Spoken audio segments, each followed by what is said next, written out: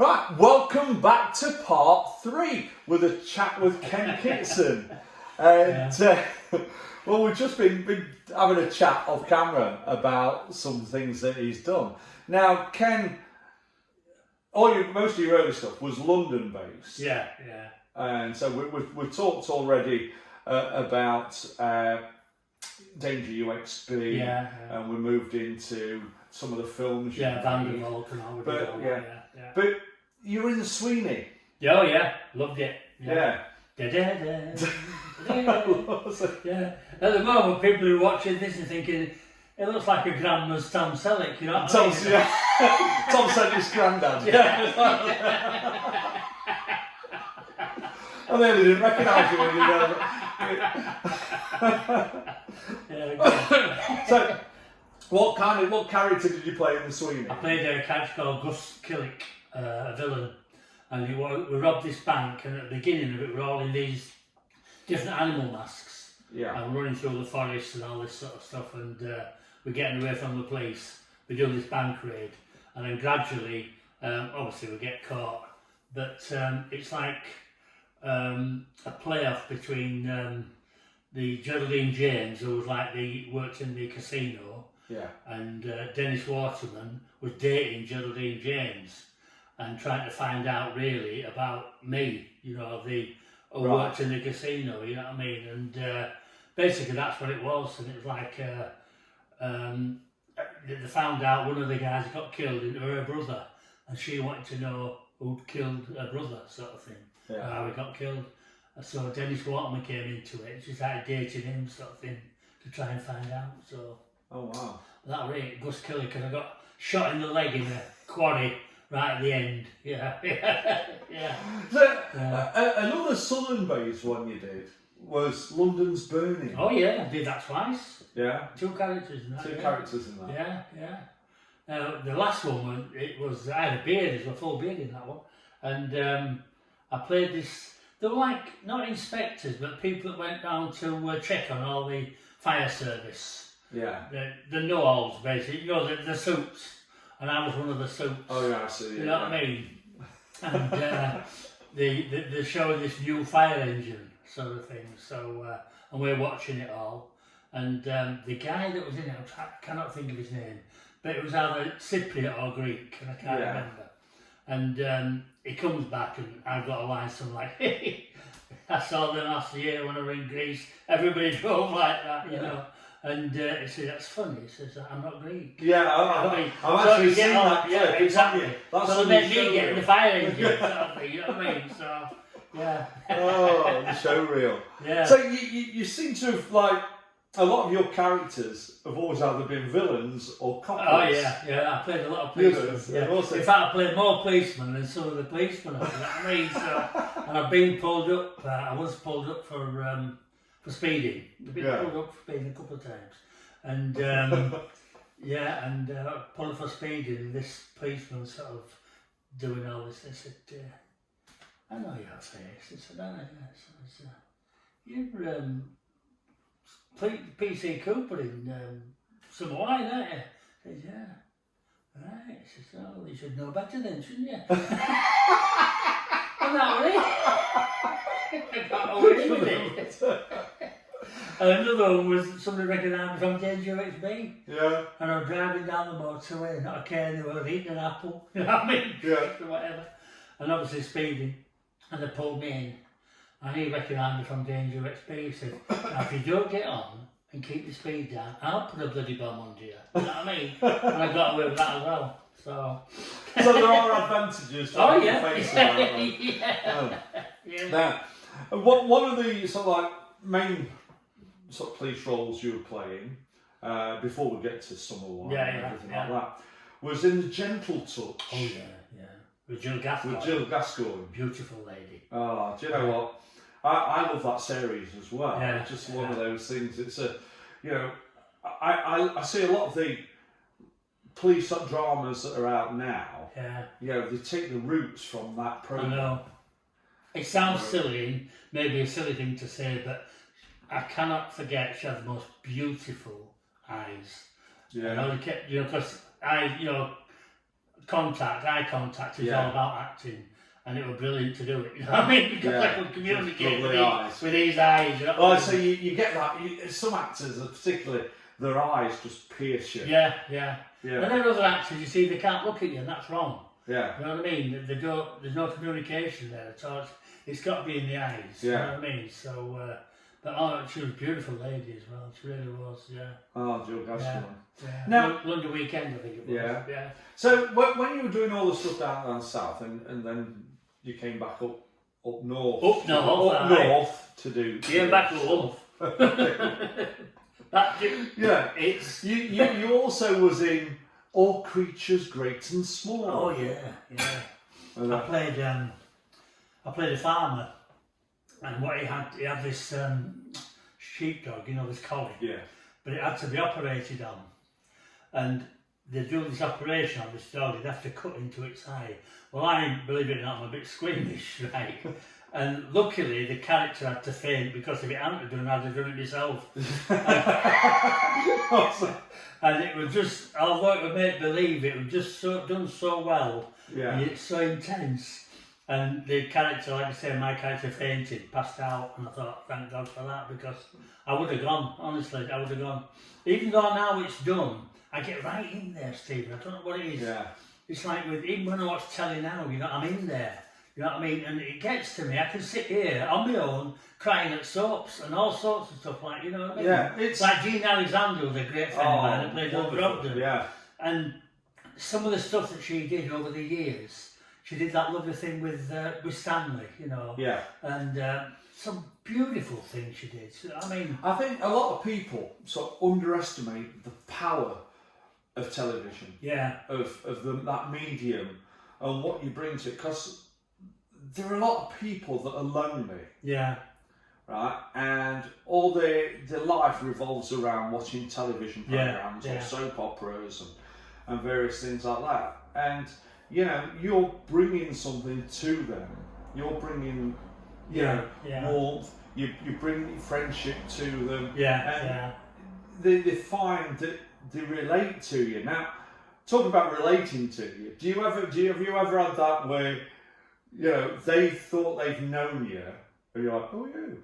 Yeah, you know what I mean? I get that even now, you know what I mean? Yeah. Over the years, Steve, I must have been the local butcher, postman, you know, and honestly, work in a supermarket, work in the garage, and you know, people come up and said, oh, God, fancy seeing you here. You know, I used to see you in village, and I'm thinking, what village? You know what I mean?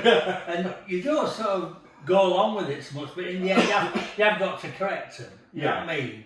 But it's like I said with, Coronation Street, I did that 4 times. I'm actually in the history books, believe it or not, in their wisdom for Coronation Street, because at that time, no other actor had done 4 different characters. Yeah. And I started in the 70s with the first one, and the last one was 2005. Yeah. But the first one was with lovely characters like Albert Tatlock.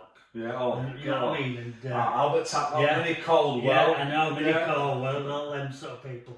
And the thing is, I played this character, a mountain team rescue league, you know, mountain rescue league. Yeah. And I had to rescue Ken Barlow off the Peak District because he'd had a fall with his son Peter, with the young Peter Barlow then. And I was the mountain team rescue lady, you know what I mean? So I had to do that. But then what he does, he leaves a pair of binoculars. So I go back into the street to bring these binoculars to Ken Barlow's house. Yeah. And that's the time when we were living with Albert Tatlock, right? So we're doing this scene, and we stood there, and I'm there with Jack Howarth, Albert Tatlock, and there's a shadow. There's a shadow there, sort of. Right, let's have a break, and we'll just get rid of that shadow. Okay, right, we'll go again. Okay, no, still there. Now this went on for 2 hours, right? Yeah. And in the end, we go into it again, and I said, "What's happening?" He went, "What?" He said, "Oh, it's gone." I said, "What?" I know my chin, and my chin was shadowing Jack Howarth every time I moved. They couldn't work out. His cameraman went spare. We spent 2 hours. 2 hours, and it's your chin. And he was shadowing poor Jack, because running down here. Oh. And yeah, that's what it was. Out of curiosity, when you're doing characters like the Mountain Rescue or the Police, Yeah. do you do homework on? Oh yeah, And what's, you've got to. Yeah. I mean, I'm not into this method acting. Yeah. You know, like to say, like Daniel Day-Lewis doing Mohicans or something like that, spending 3 weeks with the Indians. You know what I mean? Yeah. I don't think you have to become the character, because if you became the character, you'd end up in the loony bin. Yeah. You've got to keep a certain part of Daniel Day-Lewis, Ken Kitson, Albert Finney. You've got to keep a percentage of that to stay sane, really. You know what I mean? You've got to do that. You can research all you want, but I can do a character where I've researched it, but I don't need to live and breathe it, if you know what I mean. Yeah. And I don't think that's, You've got to have a knowledge. that's not acting to me. Yeah. You know what I mean? But that's just my way of thinking. I mean, Well, everybody has Marlon Brando might say different. Yeah. Well, everybody has their own style of what works for them to get the best out. You know, but knowledge is a wonderful thing. Yeah. But, you know, becoming overly doesn't always work for everybody. No. Like I say, it could send you. Yeah. You're a bit Well, it nuts. would. You've got to keep a percentage of yourself. Otherwise, you've gone. Yeah. When you think about it, if you became a character 100%, you've lost you. Yeah. You've gone. Yeah. So you can't work with the knowledge that you've got, because you, as Ken Kitson or whatever actor you want to mention, is working with that knowledge. Yeah. And you're making that knowledge and that research work for you. Yeah. If you've lost Ken Kitson, you can't do that. You've got to keep yourself. Yeah. I totally understand that. That's my way. I totally understand that, because you know, you can know things, or you do things which you bring. And I'm not looking down at Day-Lewis. No, everybody else. I actually worked with him as well before he became. Oh, right, in a thing called My Brother Jonathan, where I played a black country character, and he was a lovely guy. Yeah. But that's just his way of working, and that's Daniel Day-Lewis and Johnny Depp's the same kind of thing. Everybody works they work differently. Yeah. But I think that's the individuality of the person that you're there. I mean, it's like jobs. You get the job because you're the person they're wanting to be in that character. That's who they envisage seeing the character and everything. And everything like that. Now, apart from in front of the screen, you know, you have your hand in all sorts of different hands in different pies. Yeah, fingers in different pies. Yeah, you like Awesome. So what other stuff have you done, Ken? I used to teach drama in a little village outside Bradford called Willesden. I did that for 20 years. When I lived in London, I used to teach fencing, because I learnt fencing at drama school and I got a diploma for it, like I said earlier. And I taught Americans fencing. And I mean, I'm talking, 40 years ago? And I was getting £20 an hour then, teaching Americans. Yeah. And they used to come out to my place in Walton-on-Thames, where I lived then. And there was a big green area, and we used to go outside and did all the fencing thing, and I taught these American students that come over they're in drama schools in London, where I was teaching them, sort of fencing, and to get to their stage fright diploma standard, that's what we're doing. And then, like I say, I came north, and it was quite a while before I came north. I was 12 years in London, so it's quite a while. But no, I've done all sorts, and like I said, I taught drama, and I used to teach improvisation, accents, everything you can think of, your character work. I mean, we used to have a great time. 20 years I did that in Bradford, and I loved it, absolutely loved it. I got a few people into drama schools and things like that. Yeah, I think knowledge is a wonderful thing. I'm always looking at learning, and you never stop. No, it's like, even though I've been on my side of things 32 years this year, you know, so catching up with it. Yeah. You know, but I still love learning. Yeah. I still love. Oh yeah. You know, because I love performance in all sorts of different things. Yeah. But something I've digressed into is a bit of writing. and things like that. And I know that you've done some writing and things like that. So. Well, I wrote a film. I'm still trying to raise money for it 20 years later. And I've been let down so many times. I've been to Cannes Film Festival, trying to raise the money, been to America. But I still haven't raised it. I still believe in it. I'll never ever stop trying to raise the money. And it's a romantic comedy western set in Yorkshire. I can ride a horse! I can ride a horse! Originally it was called A Showdown When I Show Up, which is a typical northern title. But I had to get rid of that. And then I went on to Dreamcatcher, called it Dreamcatcher. And then Stephen King, bless him, he brought a film out called Dreamcatcher. Yeah. And I didn't know at the time, but I went to sue him. I thought I could have him, right? I don't know who he is, right? But luckily I got friends that are lawyers at Yorkshire Television. And they said, I'm not being funny, Ken, but you cannot copyright a title, which I didn't know. So I saved myself a lot of time, effort and money, right? So then I came up with Fistful of Dreams. Yeah. And that's what it's called at the moment. Well, I would say you see a lot of films with the same title. Yeah. You're like, oh, what's this one? That's not the one I'm looking for. I know, exactly, I know. So that's what it is, you can't copyright a title. And at that time, sadly, a lot of people that really wanted to be in it, like George Baker, I did the Rupert Rendals with, that Gene Alexander wanted to play the mum, George wanted to play the dad, Jeffrey Hughes, sadly he's gone, he wanted to play the law, the barman. There's loads of people that were in it. And I've got a little video where we did at least a room above a bar in London, and we've got all them sat round table, I've got it on video, all sat round table reading the script. Yeah. And it was brilliant, it came to life, you know. Yeah, see what's nice now, I mean, it's like using like the power of Zoom and all that kind of thing now. Is one of my scripts, I had a group of actors read that. And when you see it, it's like, well, there's something, and you know, but it's getting the people with the money to invest in it. Is the hard bit, you know, all they're looking at is what they can get in return. I've got so many Steve, and being let down, and people that are time wasters, and I can't do with it at all. You know what I mean, but I've got a guy, a friend of mine now, that he's believes in it and believes in me, and he's trying to raise the money as well. So it's always nice to get somebody else, because there's nothing worse than blowing your own trumpet. It's always nice if you have somebody to say, look, my name's so-and-so, I work for Ken Kitson on this film, blah, blah, blah. And it works a lot better that way than, I'm an actor, I've written a script, I know the feeling. Yeah, because I mean, don't work. The problem is, no matter what your name is or what you're doing, people can't, they stick you in boxes, don't they? Right? You're an actor. Well, he's written something. You know, but they don't see, in this business, you do everything. You know, I get it now, like, because I've moved into acting as well as I'm still performing in variety and things like that.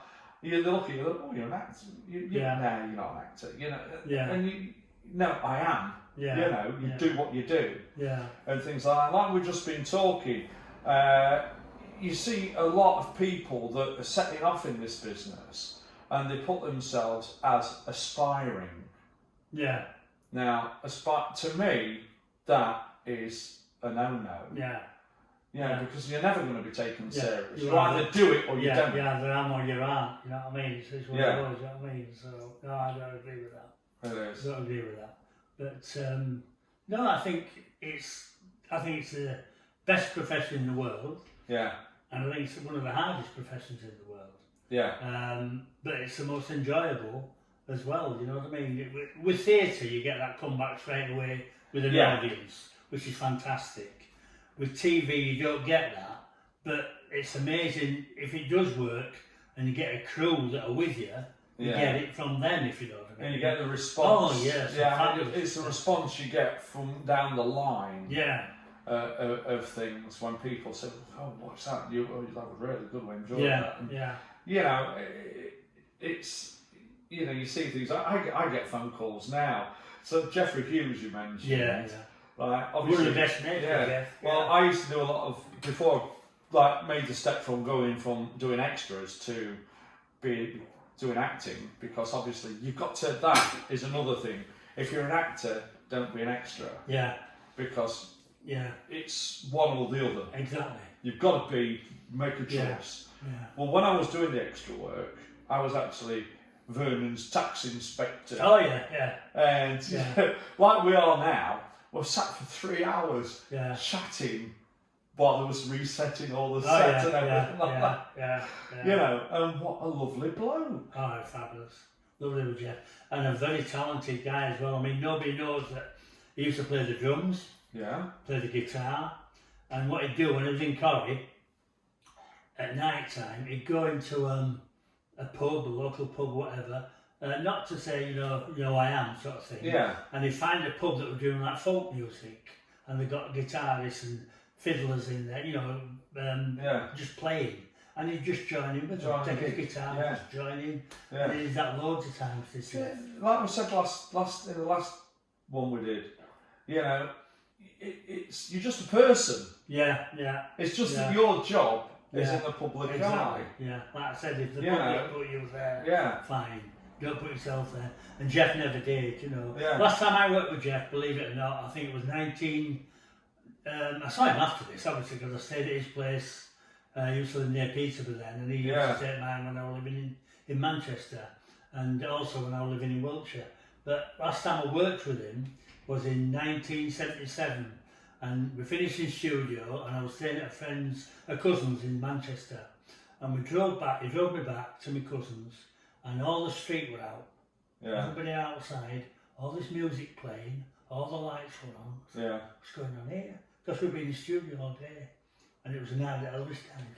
Oh, bless. And it was unbelievable. We didn't know. We didn't know. It just how it and happened. they were all outside. All this Elvis music playing. Yeah. People crying. And that were I mean, you always know. It's like when people pass it, it's like you always know where you were at the time when one of your heroes passes and things like that. Yeah. And I mean, sadly, this week we lost Meatloaf. I know. You know, and I was a big Meatloaf fan. But you know, Jeffrey House. So I used to on Jeffrey Hughes. I always pronounce his surname wrong. Yeah. Jeffrey Hughes is Heartbeat. Obviously, was a big thing. I did Heartbeat twice. Yeah. Two different characters in that. Yeah. And I say I worked with him again in that. And then John Duttine, that we mentioned earlier in the first interview, he was the sergeant in that then. Yeah. That was one of his last things he did, the sergeant. Yeah. And he lived down in Brighton, does John.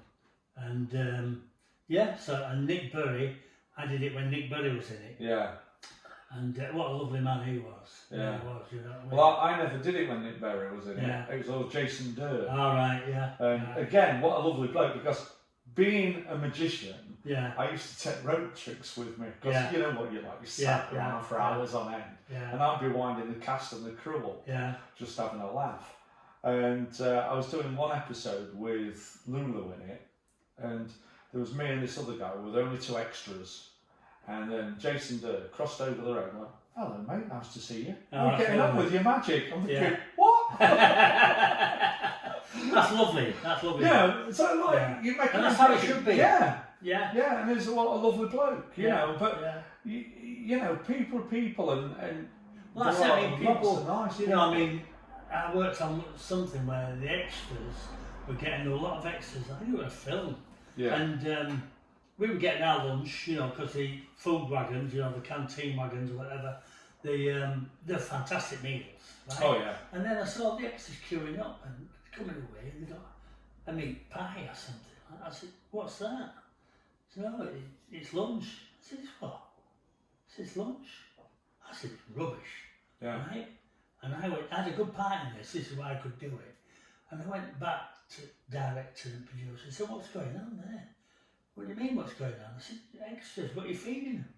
"Well, you know, it's like a meat pie and a biscuit." So, you know, the people like us, you know. Yeah. Yeah. I said, "Hey, you, come here." Yeah. Right, get in that queue. Right? Just and I had them all queuing up. Well, I bet there were about 30 of them.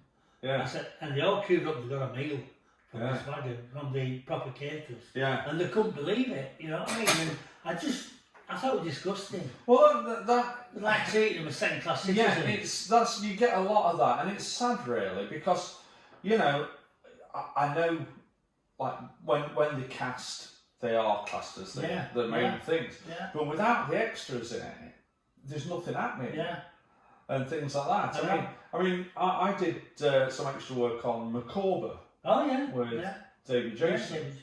And when we were contracted by ITV, it was under their equity rate through the agency. And then when we did the job, we did 2 12-hour jobs, and they wanted to pay us by the pack rate, which was 50 quid for the day. And you're like, hang on a minute, that's not what the agreement was. And so no one signed the release forms, and we let the agents deal with it. And we got the money. They mess up. They should have said, this is what the agreement is when you do it. But they do treat you, when you're doing that side of things. In some production companies or some productions, they treat you bad. Yet when I did Heartbeat, we just looked after.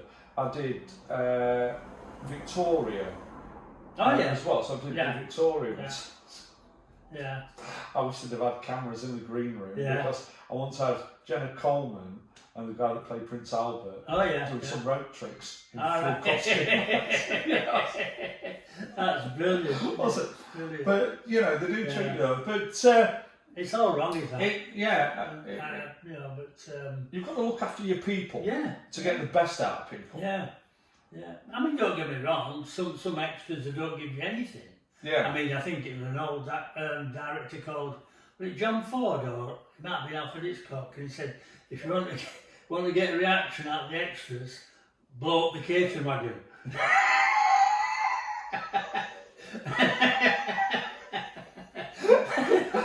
That's how he must have felt about it, you know what I mean? So, but but going after that, we've done all that. It's strange. Now, you've written a book about poetry. I've written a poetry book called Moods, Moments and Memories, and it's 50 original poems, and then there's a lot of Yorkshire artists have put their drawings and sketches, which are interpretations of my poetry. And what I did, I sent them the book and said, pick one that you want to draw a sketch to or a drawing, and they've done that, and it's a lovely book, and I'm really, really proud of it, and I've sold a lot of copies of it over years. I think I've had it now for, when did I do it? 2009, I think I did it, and I'm still selling it. You know what I mean? So, in fact, I've just put it online to sell it for Valentine's Day. You know what I mean? But last time I sold it at Christmas, I think 14 went to America. I'm quite lucky. Valentine's Day is quite a cheap day. Quite a cheap day for me. It is for me as well. But no, but it's a book I'm proud of. Brilliant. And, again, I wrote one of the poems is called Mum's Blessing. And I read it at my mum's funeral, and about 20 people wanted a copy of the poem because it reminded them of their mums. You know what I mean? So so it's I'm like your brothers. I'm a big family person. And things like that. You know, I think what this pandemic's done that we've been in, for a lot of people, I'm not saying all people, but for a lot of people, it's made them reevaluate what's important in their life. Definitely. And I think it will carry on like that, because I think, you know, the COVID-19 is with us to stay. I do. I think it's going to be injection like a flu jab every year. So, I don't know if you like, maybe you get to the stage where you just like walk by and they throw it like in the arse. Stick it in here. You always vision Jim Bowie going, what are you going to get? You're going to get another one. Oh, look at that. It's in there. Can't be divisible, eh? You know, if you had an opportunity, would that be something you'd love to do? Like, you know how you've got the game shows, because you've got I'd love to have done something Dyer. You've got Danny Dyer from EastEnders now doing a game show. I know, doing the wall. The wall, all those kind of things. I mean, but when you think, I mean, it's the same people all the time, though, sadly. You know what I mean? That doing like Bradley Walsh. I love Bradley Walsh, but he must be doing 2 or 3. Then you've got Ben Shepherd, is it? He's doing one and doing something else, a morning programme. it's like the same people all the time. Yeah, but you get that with all of them, and it seems to be. I'm not saying it's clicky because I'm not. Yeah. But there does seem to be a set few that are called on for everything. Yeah. I mean, Philip Schofield, Yeah. Hollywood would be Exactly. Like that. Philip Schofield must never be at home. Yeah. I mean, he does so many things, plus commercials, unbelievable. I mean, he's good at doing what he's doing. Yeah, exactly. I mean, it's the gin club one that when he comes on, But honestly, it's the same sort of people. I would love to, I think I said in an early interview, I would love to have done a quiz show, like the Eggheads, or like this new one that's Richard Osman's House of Games, it's on at 6 o'clock. I watch that every night. Or Who Wants to Be a Millionaire. In fact, I watch the reruns of the Chris Tarrant one. I quite often watch them, and I get up to at least sometimes 125,000, 250,000 and a million. And I don't have any 3 lives. You know what I mean? I've no bit of phone up, and I've done it, and I've made it. I've made that money quite a few times.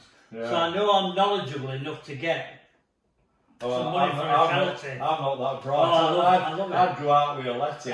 Honestly, I love it. I love Mind you, doing my side of things, working like the holiday camps and the hotels and things, I've run game shows. Yeah. In that, and one of the funniest ones I've done. I did. It was a Christmas in a hotel just around the corner, actually, in Scarborough, and we've got these people. And a couple were blind. Lovely couple from Hull. Fantastic couple, known them for years. And I was doing bullseye. Right. So I've got this blind person playing darts. Wow.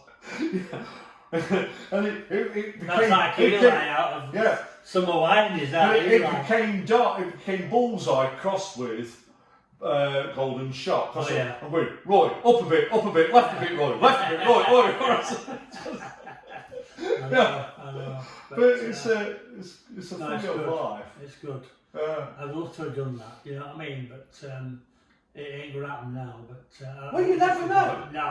No. The thing is, somebody was talking to me yesterday. I was having a chat with somebody, and she says that, somebody said, well, you're not getting a lead character because you're too old. Age is irrelevant in this business because I think it is as an actor. If it's written, ridiculous. It's written for you. Exactly. It's not. You don't have to be the 25-year-old macho person to be, the action hero or whatever. Exactly. I mean, again, it's the way the business is now. Sadly, you have to do like a self-video, self-tape, whatever, and all that. And it's lost that one-to-one thing with the director or the casting director, it was brilliant, because then they could see you as you could add to something for the interview, they could ask you questions that they wouldn't ask on a self-video, you know what I mean, because they can't do that. And it's sadly lost that intimacy and that knowing a person and thinking, right, he's definitely right, what he said. Like I said earlier on in the first interview, when I got my first job, that one line got me that job. You know what I mean? So but they see your personality. When you're on face-to-face, they see your personality. I'm not knocking self-interviews because I think that's there to stay now because of the pandemic and everything like that. Before they invite you for a face-to-face, they're going to be looking to see whether you're photogenic, whether you come over and you look like the character. But like you say, you do lose that intimacy of they don't always see your personality. And I think it's a laziness. I mean, whether the self-videos work or not, I think it's a laziness, because I've got a show reel out there that's 45 minutes long, and it's done a lot of things on it that I've done. Right? So, and I'm in Spotlight, like I said. So if they wanted to, they could, my agent's got them, they look at that.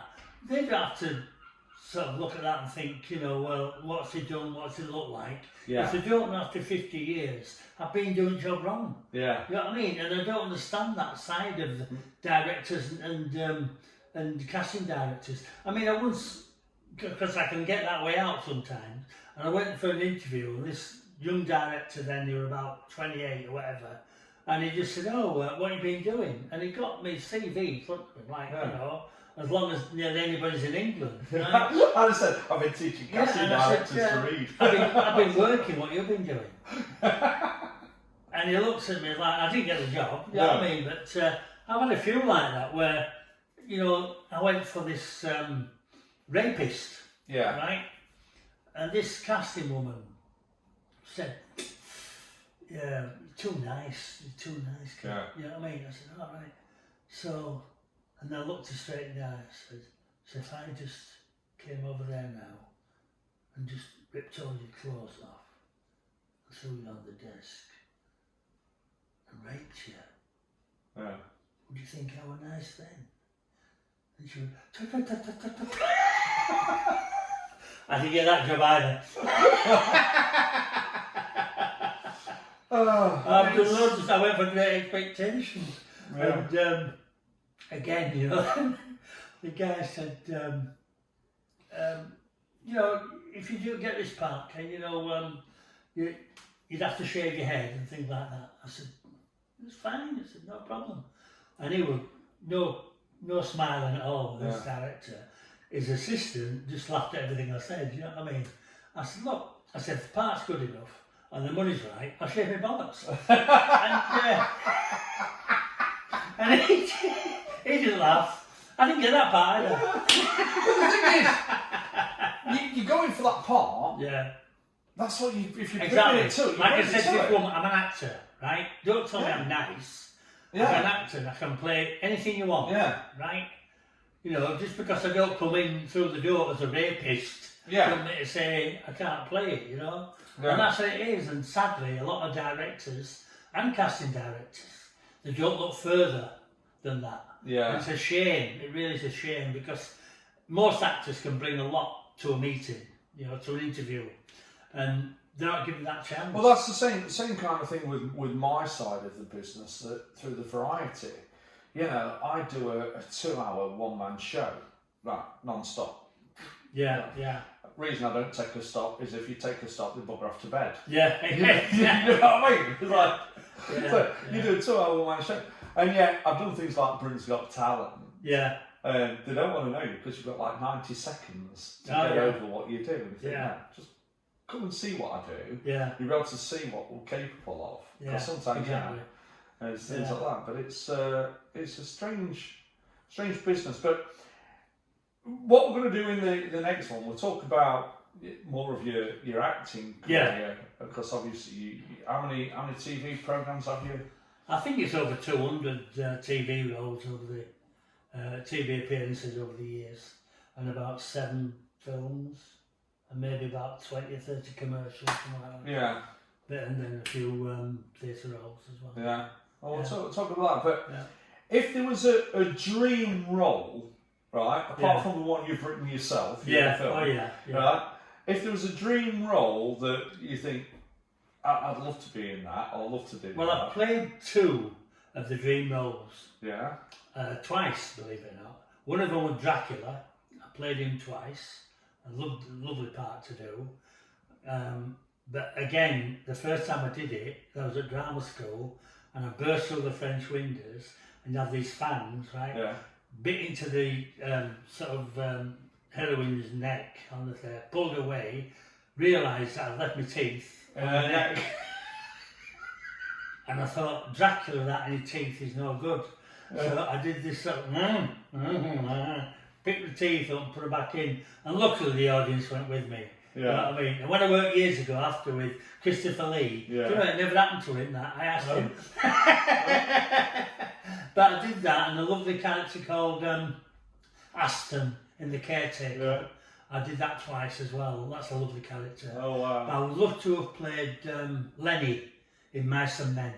Oh yes. Oh, what a character that is. That is of Mice and Men. When I was at school, that's one of the books that you had to read. It was wasn't it? But, that's one of I'd love to play. And no, I mean anything. I've fulfilled a lot of roles that I'd love to have played. You know? I was in my dream role. If anything was, I'd love to be in one of the Star Wars franchise. Things. Even if it just that kind of thing. Because to me, that changed my life. in 1977, I went to see Star Wars at the cinema. Yeah.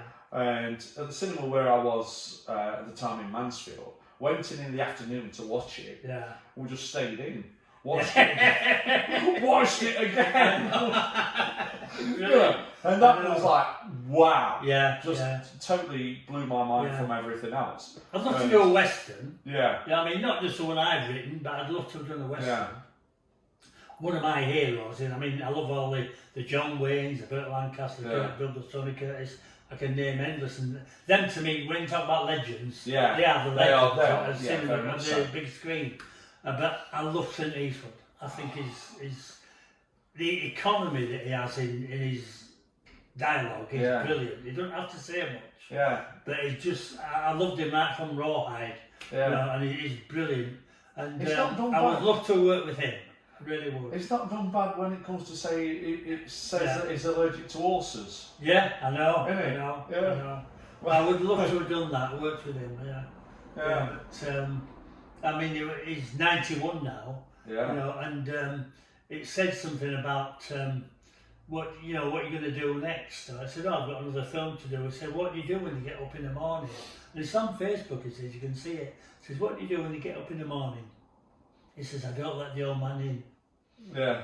And that was it, you know. And I thought, what a lovely quote that is. You know what I mean? He won't agree. There's a famous one, the similar kind of vein. What do you do? He says, well, I open paper, read the obituaries. If my name's not there, I don't know.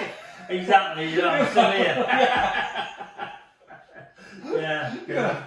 It's a classic one, isn't it? I know. Oh, but I say the roles out there, I find that some of you're now reaching the age bracket where some of the more iconic roles are. Yeah. And things like that. I mean, look at, is it Glenda Ford? Glenn Ford. It was his what? You got Glenn Ford. Oh God. Henry Fonda. Henry Fonda. Yeah, that's all. And then you've got.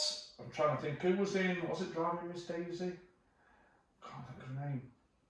Morgan Freeman. No. He was in Driving Miss Daisy. Yeah, the woman. Things like that. I can't. Oh remember. Yeah. I can't remember. There's Catherine Hepburn.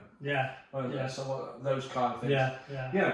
Most of their more iconic roles were when they became more mature. Yeah. Spencer Tracy's. Spencer Tracy. Favourite of mine. You know what I mean? Yeah.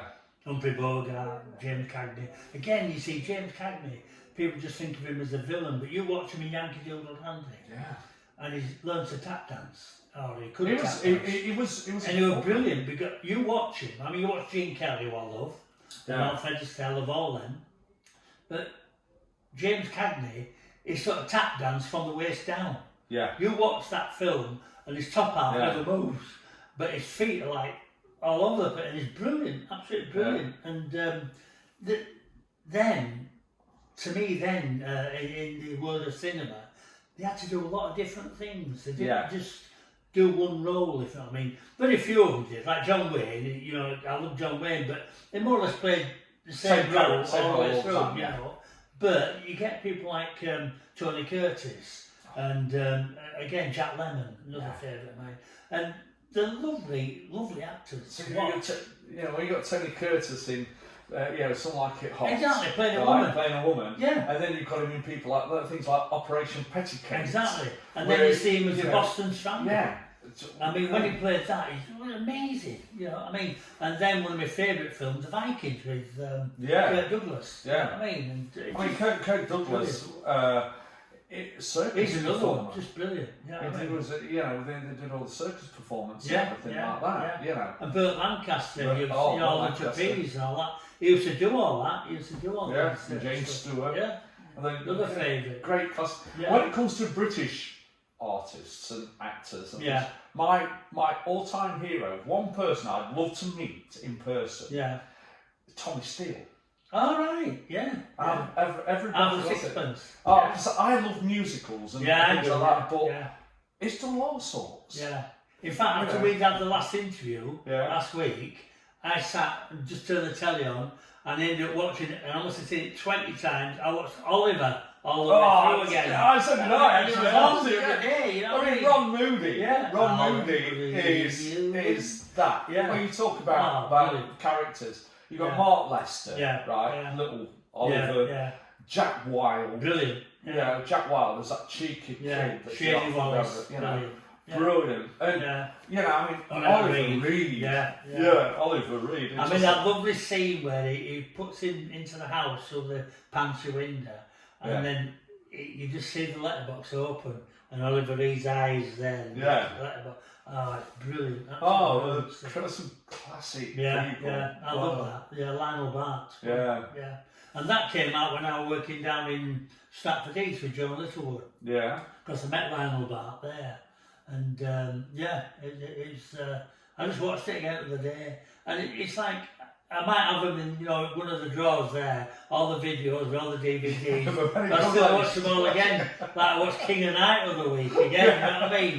And I just love them. I just love the Seven Brides for Seven Brothers. They're great. You know what I mean? I love them, and the dancing, and it's just fabulous. I'll say last year, my mum lost her partner, and I spent 5 weeks looking after her, or being with her while she was there. And I set my Amazon account up on her TV thing, and then it's like I'm buying all these music, and we're just that was it every night watching music. They're an escape, aren't they? Exactly. But I mean, how many times have you watched Singing in the Rain? And I still watch it. You can't say, it's so many. It's like you watch magical. it. It's like White Christmas. It's every year. Exactly. White Christmas is not on. What's Danny Kaye, another one. You know what I mean? Bing Crosby.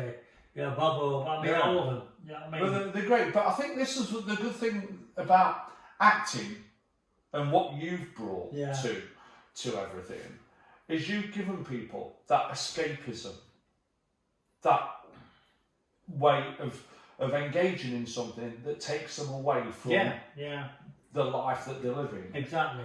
I find that with what I do, if I put a smile on somebody's face, I've taken away from what problems and life they're going through. And this is what you do with what you bring.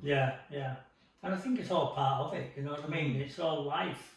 And it's portraying life. You know what I mean? Even though, you could say all acting's lying, which I suppose it is, you know what I mean? But it's how you portray those lies and that really. You know what I mean? No, I know what you mean. You know what I mean? It sounds silly to call it lies, but I watch performances every day, and I'm just spellbound with a lot of them. And a lot of them I'm not, don't get me wrong. I don't know how you've got where you are, but I'm not going to mention any names on that. No, I know what you mean. You know what I mean? But apparently, sadly, that it's there. You know what I mean? You see. I'd love to have known if it was as hard to get work with the Jack Lemmons, the Tony Curtis in that era. I would have loved to know how difficult it was to get work then as it is now. Do you know what I mean? Did they have to go through all the auditions and all that, being out of work and doing other jobs and all that sort of Probably to an extent they did, but you don't read about all that kind of stuff and everything like that. No. It is, but it's endless. The list is endless. I could go on all day with a list of people that I just loved at that era. And this Borgnine, another one. I mean, just fabulous stuff. You know what I mean? I love him in Convoy. You know what I mean? And it's one of my favourite films is A Star Is Born with Barbra Streisand. And Chris Christopherson. Barbra Streisand, another amazing person. Funny girl. I watched that. I don't know. Even going back to the silent era films. Buster Keaton. It's one of my. A lot of people. I love Charlie Chaplin. But Buster Keaton. The stuff that he did. And later on, when he did things with Burt Reynolds. And the what's the one with the car? Cannonball Run. And he's the copper in that. Buster Keaton, and he's just brilliant. It's brilliant, wasn't it? I love the way that Burt Reynolds. He's another favourite of mine. When he's doing those things, he gave it. I know. The cheeky grin to the camera. And the lovely Best Little Old House in Texas is another favourite film of mine with Dolly Parton. and she sings that song to him. Yeah. You know, I've always loved it. That. And it's moving, so moving. Oh, they're amazing. You know what I mean? Yeah. And it's just brilliant. I love all that. I love all the Hollywood stuff. Marilyn Monroe, Clark Gable, blah blah blah blah. Could go on forever. You know what I mean? But you know, it's brilliant. You know what I mean? Yeah. We're getting back to these days. Yeah, we could just like very guesses. Anyway, I think what we'll have to do is I think we've gone over what we normally do. We carry on forever. I know. You got the director going like that. He's not really a director, don't worry. Yeah. God. Throw them out, quick! We're not getting paid anymore. Yeah. I think what we'll do is next time we'll be talking more about like the stuff that you did in the sort of 90s and bringing it more up to date. I don't know how we get onto all that. I know, we just digress, don't we? This is the whole thing. It's nice to chat. Yeah. But I tell you what, if anybody's any comments or anybody wants to ask Ken a question, right? Keep it to yourself. Yeah, keep it to yourself. No, put it in the comments or put it on a direct message when we share this, because you're on Facebook. Yeah. You can send Ken a question, right? Send it on a direct message on the links. Watch this. Please share these videos. There's a lot of people out there wanting to learn about acting, and some of the stuff that Ken's been coming out with in the past too, as well as this, are gems when it comes to looking at how you portray in acting. So please share this video. If you're on YouTube, press the like button and make sure we get as many people to see what we do, you know, and it's great. But please, if you've got a question that you'd like to ask Ken, let us know it, okay? And we'll see if we can fit, we'll see what we can come up with. We'll be doing episode 4 on Friday, won't we? It's like that old adage, if you write it on back of a £5 note, you know, it's like exactly. No, please do. Anyway, take care, and we'll see you on the next one. Thank you. See you next time.